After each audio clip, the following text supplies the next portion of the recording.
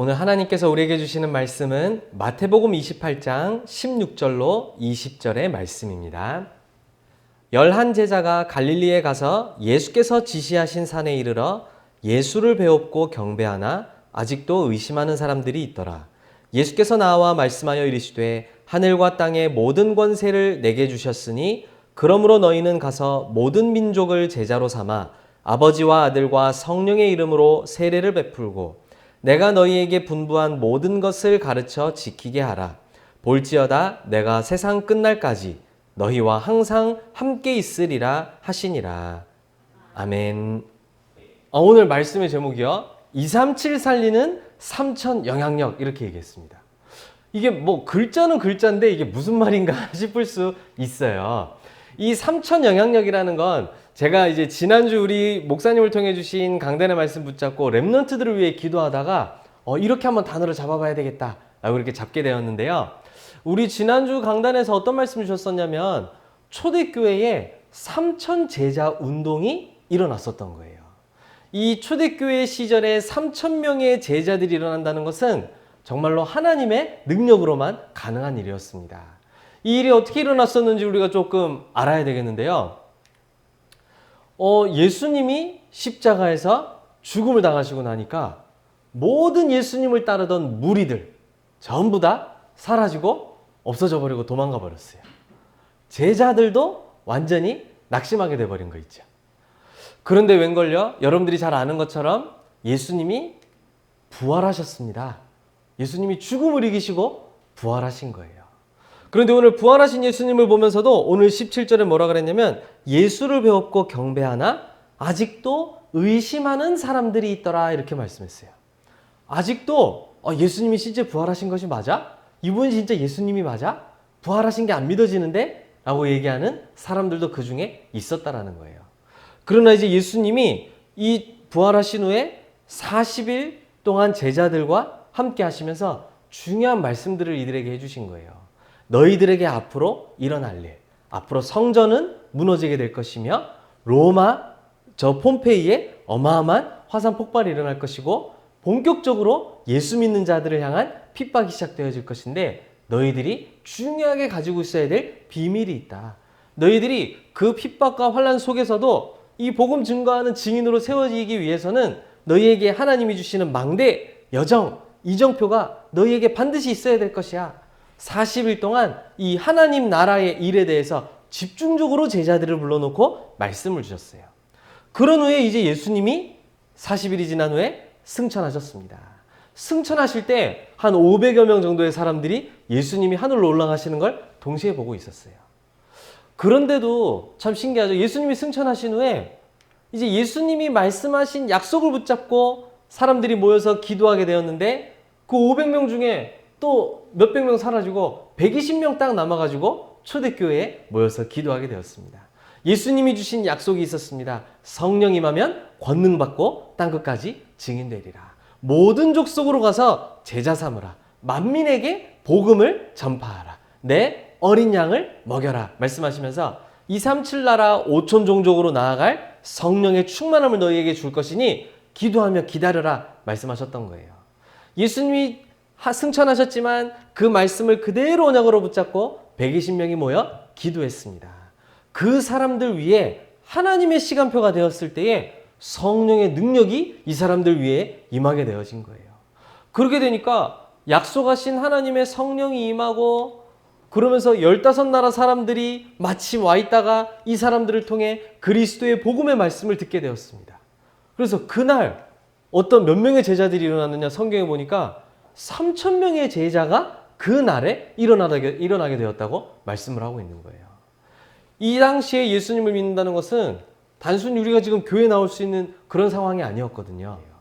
이 당시에는 로마에 속국되어 있었기 때문에 로마의 황제만을 주인으로 모셔야 되는데 예수님을 주라 그러고 주인이라고 하니까 절대 있을 수 없는 일이잖아요. 그럼에도 불구하고 핍박이 기다리고 있음에도 불구하고 3000명의 제자들이 그 자리에서 일어나게 되었다는 것입니다. 근데 오늘 하나님이 이제 우리에게 뭐라고 말씀하시냐면 우리 랩런트들에게 3000 제자 운동이 가능하다라고 말씀하시는 거예요. 근데 4000명이면 안 되는 게 아니잖아요. 그렇죠? 한 명이면 또 틀린 거 아니잖아요. 그래서 오늘 말씀 제목이 뭐냐면 3,000명을 데려오라 이 말이 아니고 3,000명을 살릴 수 있을 정도의 3,000 영향력, 하나님이 주시는 복음 안에 있는 3,000 영향을 가진 우리 렘넌트들로 서야 될 것을 우리에게 오늘 말씀으로 주시는 거예요. 그래서 알고 보면요, 첫 번째로 우리가 성경에 확인해 봐야 될 것이 있습니다.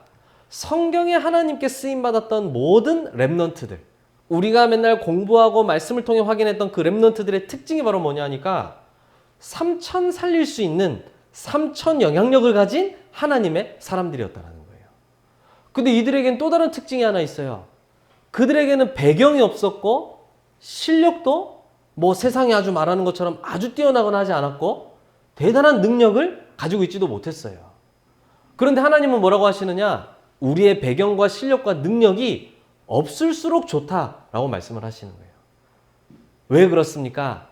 요셉을 우리가 보자면요, 요셉이 처음부터 왕으로 이집트에 갔던 것이 아닙니다. 그렇죠? 노예로 팔려갔습니다. 또한 그곳에서 막 감옥으로 억울하게 누명 쓰고 막 끌려가게 되었습니다. 하나님은 노예의 자리에 있는 요셉에게 하나님과 함께 하시면서 그 요셉을 통해 세계 복음화하는, 애굽을 복음화하는 일을 허락하셨던 거예요.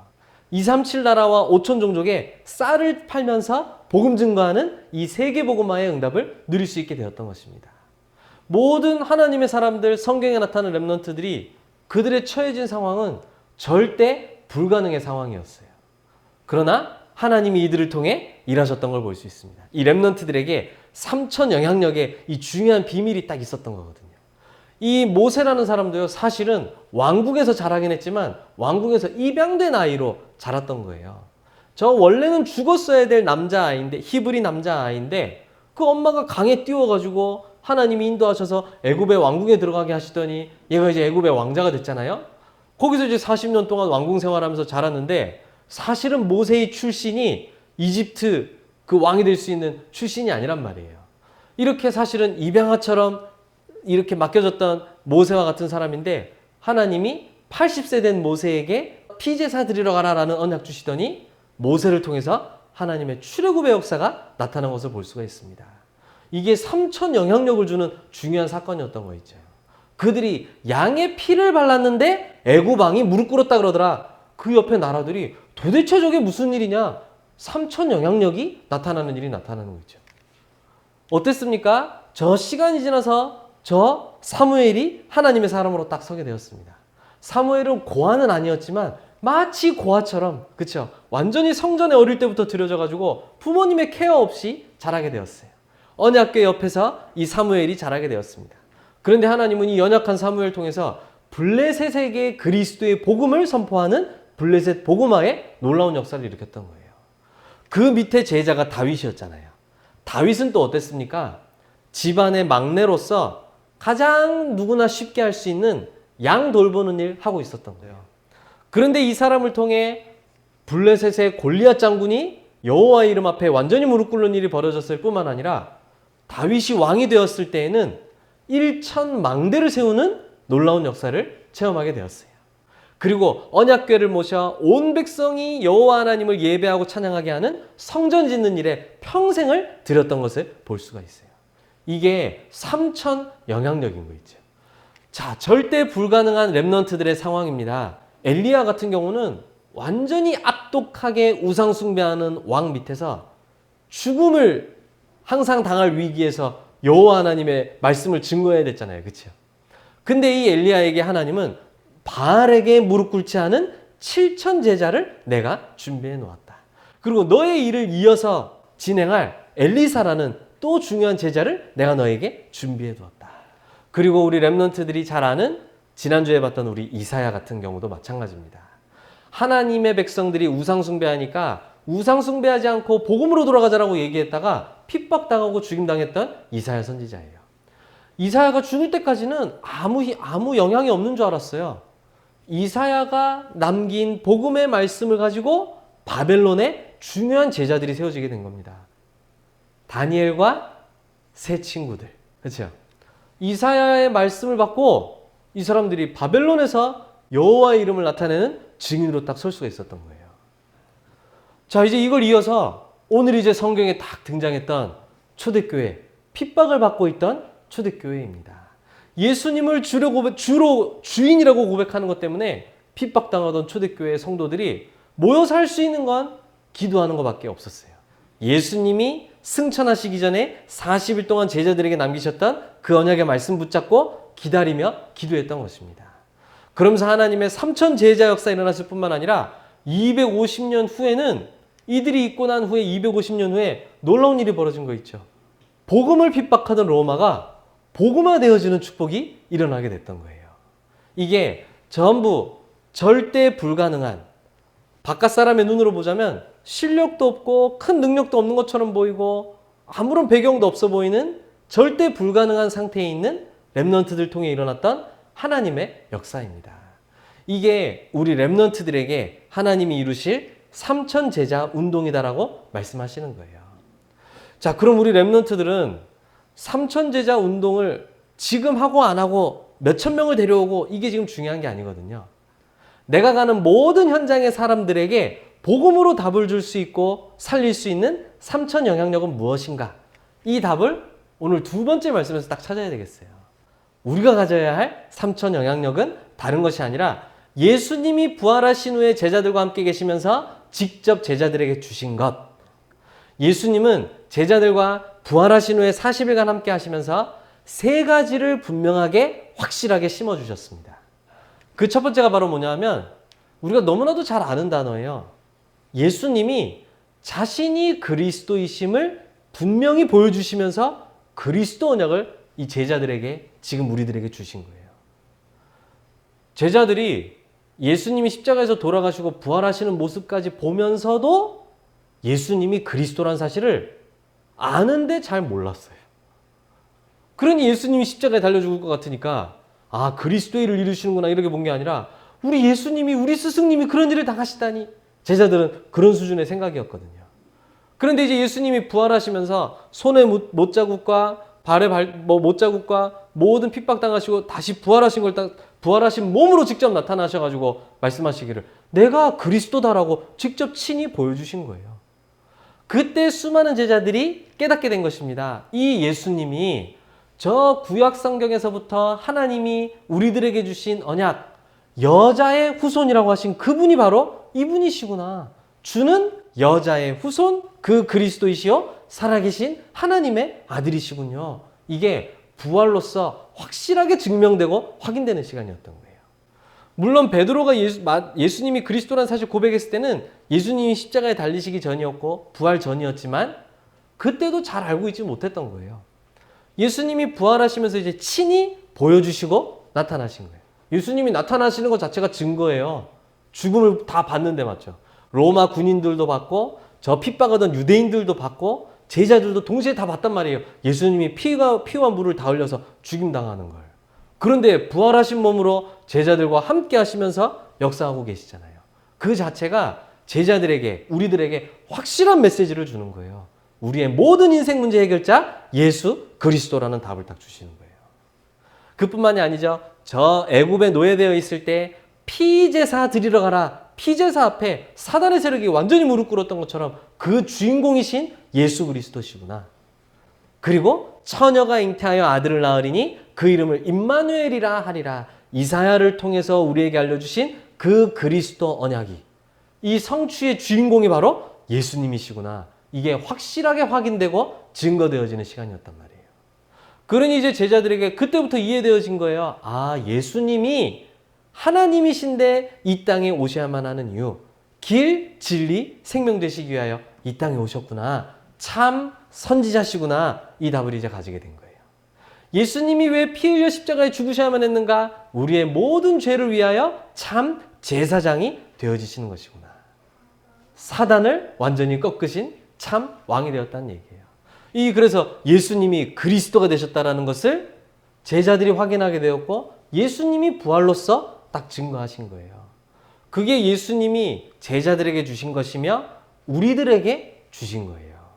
우리 렘넌트들이 이 그리스도가 우리 렘넌트들 모든 인생의 답으로서 딱 붙잡혀지게 되기를 바랍니다. 오늘 저 노란색 글자로 3개가 나올 텐데 여러분들이 이게 딱 키워드예요. 내가 무엇을 가지면 3천 영향력을 전 세계에 우상 세력 꺾고 복음 증거할 수 있는가? 그 첫 번째가 답이에요, 답. 그리스도가 내 인생의 답으로 딱 붙잡혀지는 걸 얘기하는 거예요. 그리고 예수님이 직접 부활하신 후에 제자들에게 친히 보여주시고 알려주신 두 번째 것이 있습니다. 우리가 나의 것으로 붙잡아야 돼요. 그게 바로 하나님의 나라의 일이에요. 이 하나님의 나라는 어떤 겁니까? 세 가지 일어나는 걸 보고 하나님의 나라라 그래요. 성삼위 하나님 역사, 시공간을 초월하는 천군 천사의 심부름, 그리고 237 나라의 모든 흑암을 물리치는 빛이 딱 비추어지게 되어지는 거예요. 이게 보호자의 축복이며 하나님 나라의 일인 거예요. 이게 실제 영적 세계에 지금도 일어나고 있는 일인 것입니다. 이걸 제자들에게 알려주신 거예요. 너희들이 앞으로 가면 핍박과 어려움과 환난당하고 이스라엘은 멸망하게 될 것이고 많은 어려움들이 올 텐데 너희들이 이 비밀이 없이는 너희의 여정을 갈 수가 없어. 아니 우리 렘넌트들은 세상 살리러 가는 여정을 가야 되는데 그 여정을 갈 때 이 영적 비밀이 없이는 갈 수가 없다니까요. 아무리 렘넌트가 저는 확실하게 목사님 저 갈게요. 저 여정 갈게요. 진짜 갈게요. 진짜 약속할게요. 백날 얘기해도 소용없어. 이 비밀이 없으면 절대 포기하게 돼 있어요. 이 비밀이 있는 자는 반드시 갈 수 있어요. 그게 누구라고 할지라도 말이죠. 노예로 팔려간 요셉이라도 갈 수가 있는 거예요. 이 비밀이 너무나도 중요합니다. 그래서 이 비밀을 실제로 누렸던 사람의 증거가 있어요. 다윗이 자기가 기도하는 시간에 이렇게 고백했거든요. 시편 130편 20절에 이렇게 얘기했어요.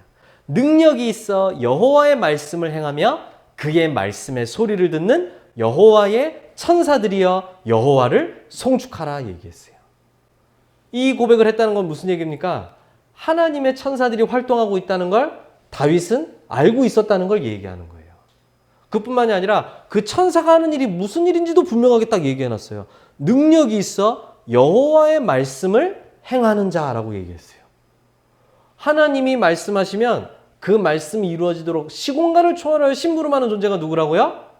천사다 이 말이에요. 그게 언제 일어납니까? 우리 렘넌트들이 기도하는 시간에 이 영적인 일이 일어나는 거예요. 자, 성경 역사 때마다 보세요. 다니엘이 어려움에 처해서 기도했을 때 어떤 일이 일어났습니까? 사자굴에 던져져서 어려움 당하고 있을 때 사자의 입을 막은 자가 누구였냐면 하나님이 보내신 천사들이었어요. 맞습니까? 그리고 어떤 일이 벌어집니까? 사도행전에는 12장에 보면은 이 초대교회 성도들이 복음 전하다가 사도들이 전부 핍박당하면서 베드로가 막 감옥에 갇히고 막 죽임당하는 일들이 일어났어요. 그랬더니 하나님이 성도들이 기도하는 그 시간에 주의 천사를 감옥에 보내셔가지고 베드로를 옥에서 풀어내신 거 있죠. 그뿐만이 아니에요. 그 초대교회가 복음 운동할 수 없도록 굉장히 강하게 막고 있던 헤롯이라는 왕이 있었는데 그날 밤에 벌레가 먹어서 죽어버렸어요. 저 바울이 로마로 복음 전하러 가는 길에 배를 타고 가다가 비행기가 없으니까요. 배를 타고 가다가 풍랑을 만나서 죽음의 위기에 놓였습니다. 그때 그날 밤에 내 곁에 서서 주의 사자가 말하길 너가 가이사 앞에 서야 하리라 말씀했다. 너희들이 이제 두려워하지 마라. 하나님이 분명히 가이사 앞에 서야 돼. 복음 전해야 될 이 일 때문에 너희를 함께 구원하실 것이다. 담대하게 얘기했던 거 있죠.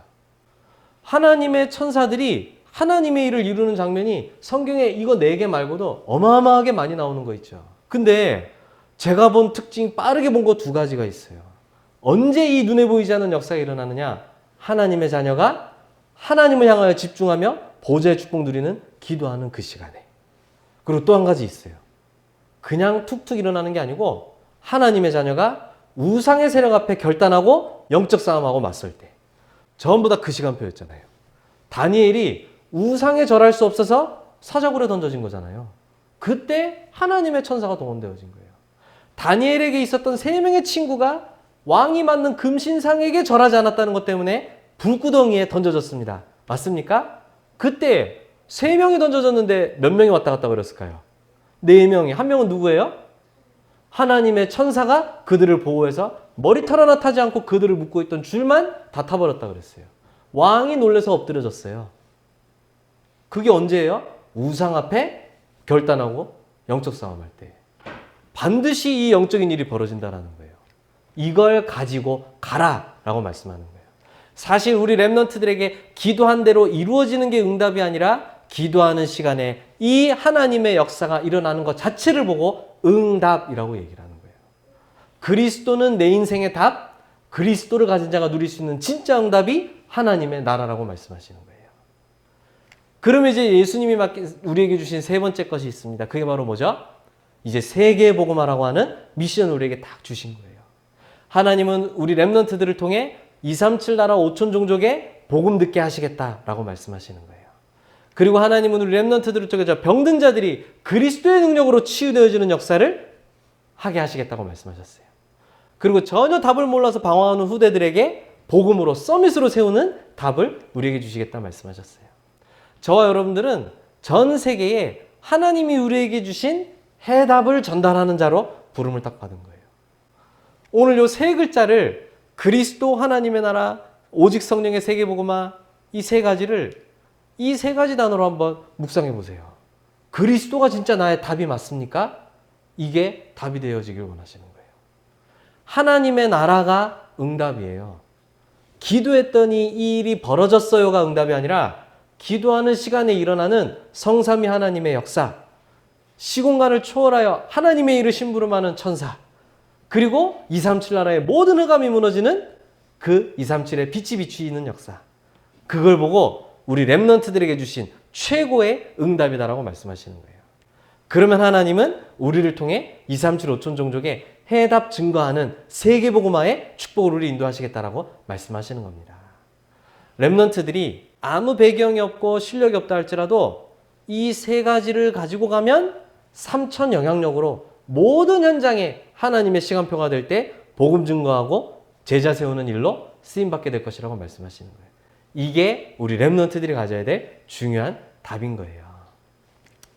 자, 이제 결론입니다. 렘넌트는 이 3천 영향력을 준비하는 사람들이에요. 그래서 여러분들은 세 가지로 이걸 준비해야 됩니다. 그 중에 가장 중요한 게 뭡니까? 예배의 시간이에요. 이 예배는 어떤 시간입니까? 예수님이 주신 이 세 가지가 나에게 성령이 역사하시어 각인되어지는 시간이라 이 말이에요.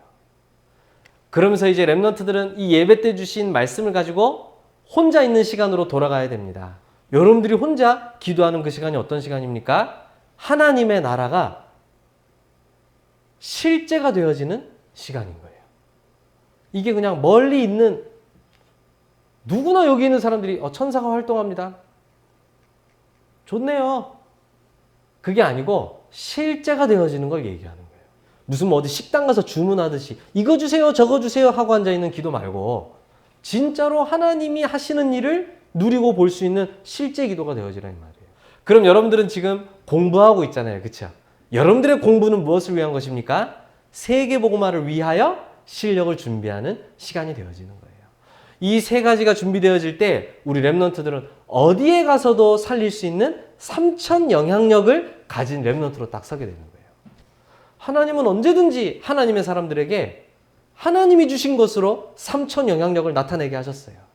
요셉이 모세와 함께 애굽을 책임졌던 것처럼, 사무엘이 다윗과 함께 저 블레셋을 책임지고 살렸던 것처럼, 이사야와 바벨론의 제자들이 저 바벨론의 흑암을 완전히 꺾어버렸던 것처럼, 지금 시대의 우리 렘넌트들에게 하나님은 3천 영향력을 주셔서 저 3단체로 역사하고 있는 모든 흑암의 세력과 저 5천 종족의 귀신, 무속, 점술로 역사하고 있는 모든 흑암의 세력을 꺾고 그들을 치유하고 살리는 세계복음화를 이루실 줄로 믿습니다. 이 축복의 비밀 가진 렘넌트로 서시기를 예수님의 이름으로 축복합니다. 기도하겠습니다. 하나님 아버지 감사합니다. 우리 모든 하나님의 자녀 렘넌트들에게 예수님께서 직접 주신 언약 그리스도 하나님의 나라 오직 성령으로 이루어지는 세계복음화 언약 붙잡고 이것이 우리에게 3천 영향력으로 붙잡혀지고 완전한 나의 것이 되어지게 하여 주시옵소서. 예수 그리스도의 이름으로 기도드립니다. 아멘.